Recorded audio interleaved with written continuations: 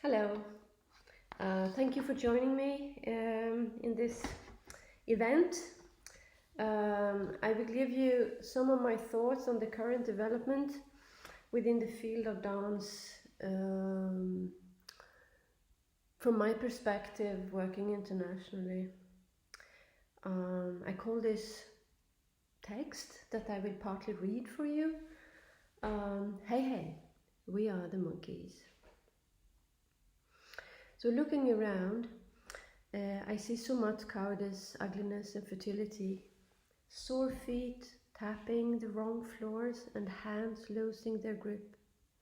This provides new experiences and they hurt, they hurt, they hurt. But suddenly in the midst of all this, someone smiles back towards me and with me. My pulse goes up with lust, with intuition, and thinking eggs us on, applies pleasure, does good and evil at the same time, without staining our luggage. Those of us who dance know that a soft surface generates huge leaps and a wild flight of body and mind, even if there is stupidity around the corner, with unintelligible noise, sense and tastes all in tow. The relevance of art is the meeting. Dance. When the unintelligible can be stirred and mixed into something that will be meaningful, provoking or soothingly beautiful.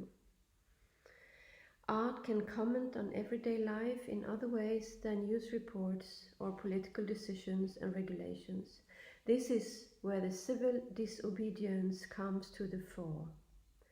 The role of the artist, like that of the researcher, is to stretch, pull and break everything that limits us, diminishes our world of thoughts and fields of action, thus giving us linguistic and cultural self-reliance.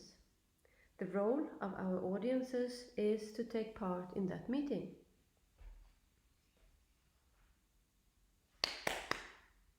If you define dance as a physical, spatial art form, this demands a meeting with the participant. A conscious or subconscious meeting with voice at stake. Body meets body.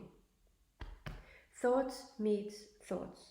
We speak, we move, and we listen with different cultural, political, maybe religious or otherwise colored voices, soft or hard.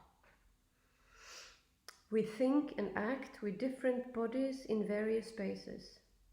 The conditions are set by politics. So we live in strange times, characterized by waves of migration, environmental hazards, a coronavirus pandemic, extreme nationalism and right-wing populism, but also by humanitarian solidarity, care and courage, all in one mix. Those in power create opportunities, but also various restrictions. They tamper with the right to free expression and something we who live in thriving democracies take for granted, artistic freedom.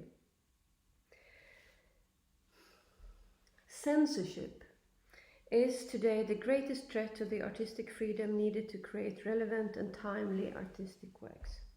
The arguments for censorships are often political or religious. A race in nationalism has led to increased intolerance, particularly in relation to people with an LGBT identity, women, refugees, and other immigrants. The most visible examples in Europe are Hungary, Poland, Croatia, and Turkey, but also countries we think of as strong proponents of culture and art, of contemporary art, of dance. Can you hear me? 2019, Europe accounts for 28% of all artists imprisoned in the world. 14 artists were imprisoned in Spain, 9 in Turkey, 4 in Russia, 2 in the UK, 1 in France. Specifically, with the realm of dance, there were 7 documented cases last year in 6 different countries of artists taken to court or imprisoned for immoral acts based on religious argument or sexual behavior. My source is Free Muse 2020, the UN report on right to artistic freedom and creativity, along with witness reports from artists I met in the countries I just mentioned. The most surprising thing is that France is pointed out as one of the most problematic countries, with examples of censorship and several actions in contradiction with the legal right to freedom of expression. Censorship creates fear. People in fear are dangerous. Powerful people in fear can make fateful decisions. People in fear under a destructive power can give up and become passive, or turn into terrorists. A democracy is undermined by fear, imploding. Art is forced underground and freedom of expression is undermined. People are silenced. We need to be on our toes and view all information with a critical eye. Too many people swallow gross simplifications and half-truths without any factual base as possible answers to complicated questions. We are swamped in fabricated pieces of information aimed at making us happy and not ask too many questions. Fabricated pieces to overrule our fear. Some of it is so goddamn hell-bell dim-witted. It makes me sweat when I think of it. Everything goes black before my eyes. I feel dizzy. My good senses flow away. Where to? When something flows away, it normally makes a noise. But not this. Can't understand where it goes. It leaves an empty, hollow feeling. Weird. That feeling comes back over and over again. The hollow stirs up a maelstream that draws everything inwards. Like being hungry, starving, without being able to do anything about it. My fading senses are replaced by the sound of rain, and suddenly everything becomes intelligible and tangible. Who has opinions? Who speak with convictions about things? Who is in power? Another obstacle is our self-censorship and the sense of impotence. That is not for me, I don't know enough, I can't handle that. These arguments are heard mostly among women, while men often express themselves with great self-assurance, managing us with clear instructions. As a leader in my own right, I have countless experiences of women who really underestimate their capacity and men who overestimate theirs. But in our patriarchal and capitalistic society, these men stay in charge. Men who listen to other men, also within dance. But does it matter? Yes.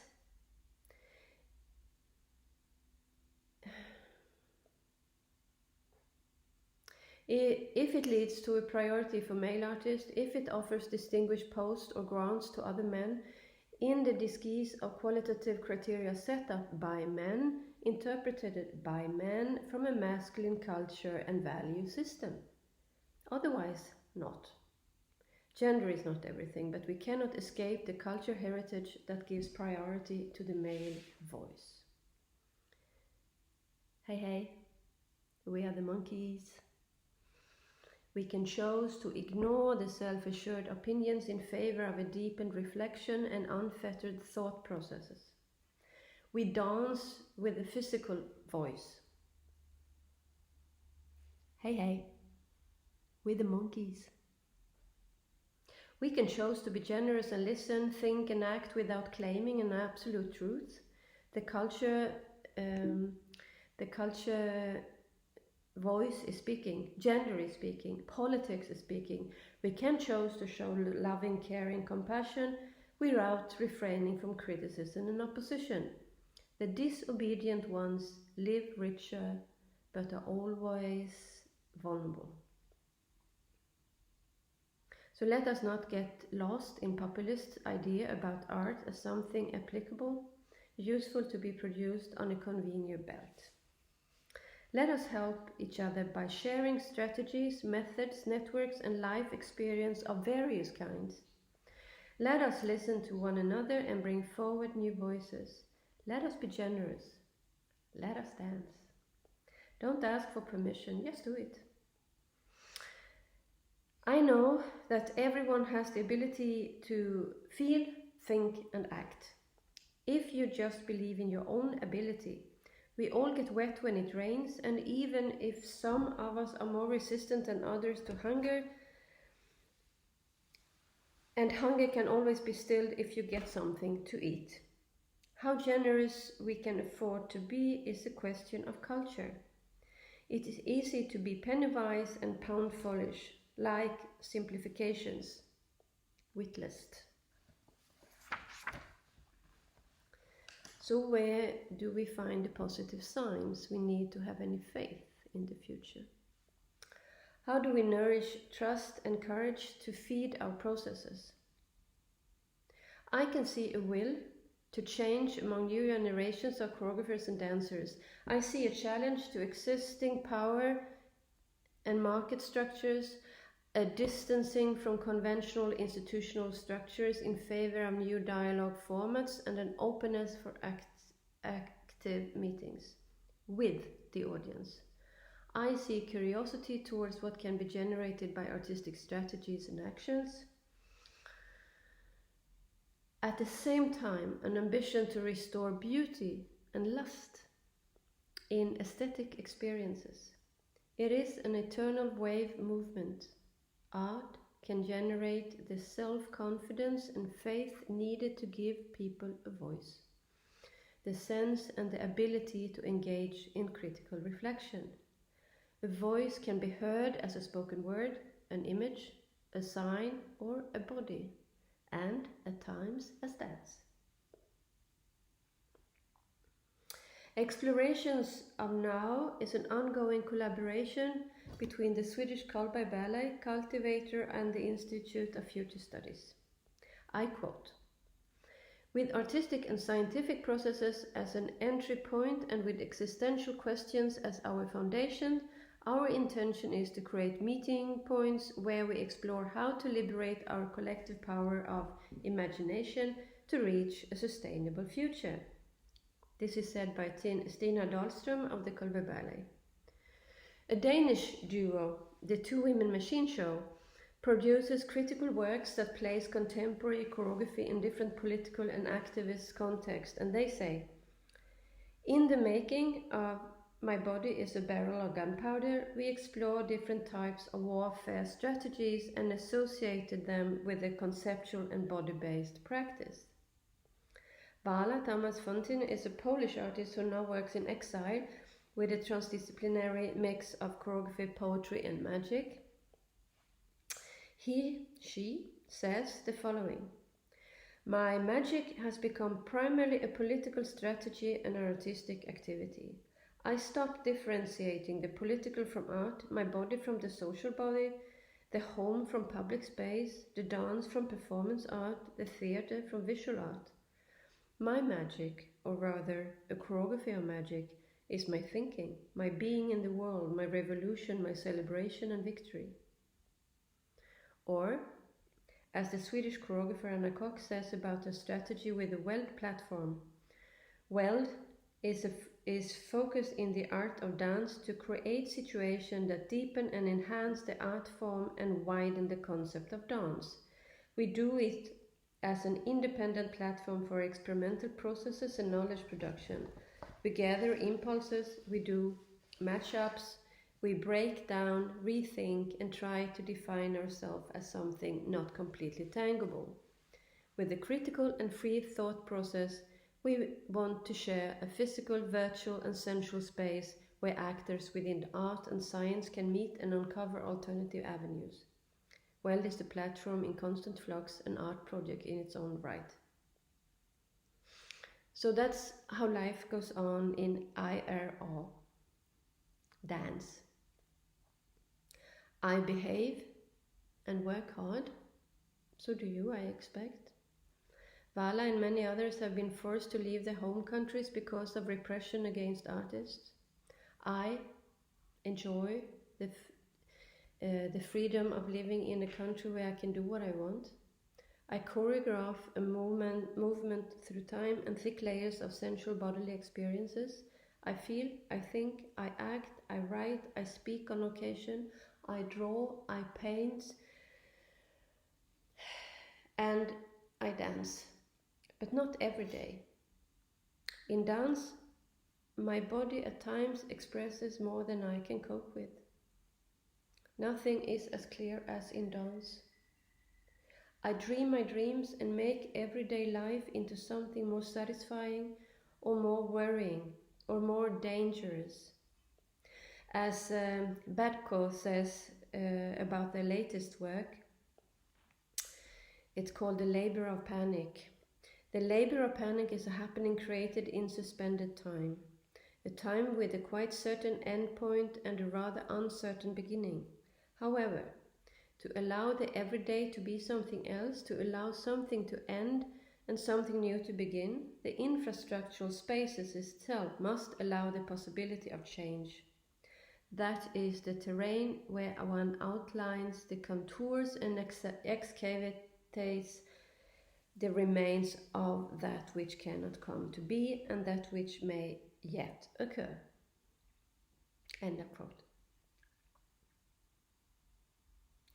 To produce the works that must reach not just the audiences, but the public as meaningful, provocative, and soothingly beautiful, to produce the works that should also reach those who do not yet know that they want to take part, demands courage and a measure of civil disobedience. It demands that we take responsibility and make a stand for the values we believe in, for the importance of art and the presence also when it rains. We must live with our senses turned on. We must celebrate each other's progress and offer support when times are tough. We must assume power over the structures and resources needed to give every person a chance to both practice art and take part in what art can offer. We just have to do it. No one will do it for us. So, thank you for listening, watching and sharing this moment with me. Thank you for staying critical, always thinking and with your senses on alert. We live and work in different realities, and whatever you think about life, don't say it's boring. Exhausting, sure. Fatally dangerous, absolutely. How else could it be?